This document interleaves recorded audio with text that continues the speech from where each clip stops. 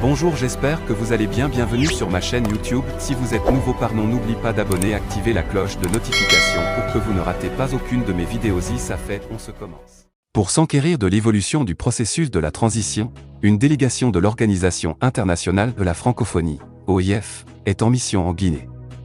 Ce lundi, au cours d'une rencontre avec le ministre des Affaires étrangères, de l'intégration africaine et des Guinéens de l'étranger, les diplomates ont exprimé leur satisfaction sur l'évolution de la transition.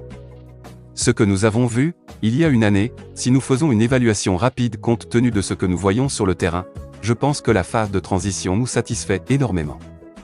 La francophonie est très satisfaite de ce que le gouvernement est en train de faire sur le processus de la transition, comme l'ont demandé les partenaires comme nous la francophonie.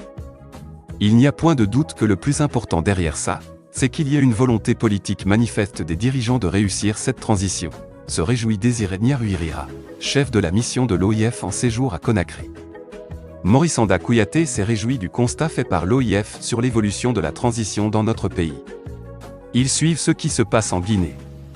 Ceux qui n'ont pas eu des informations complémentaires, je leur demande d'être là, indique-t-il au micro de la télévision nationale.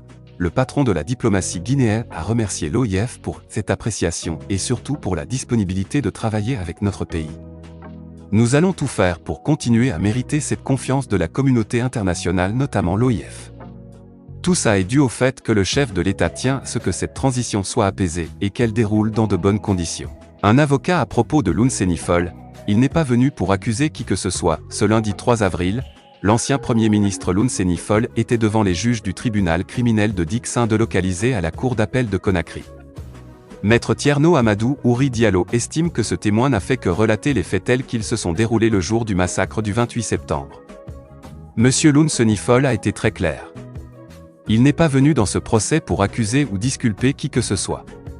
Il était là pour dire la vérité devant cette juridiction, le peuple de Guinée et l'opinion internationale, souligne l'avocat. En ce qui concerne Marcel Guilavogui qui nie avoir été au stade du 28 septembre le jour du massacre, l'homme de droit note que Loun Senifol a dit et redit ce dernier les a assénés des coups non seulement sur la pelouse mais aussi dans le véhicule de Tomba.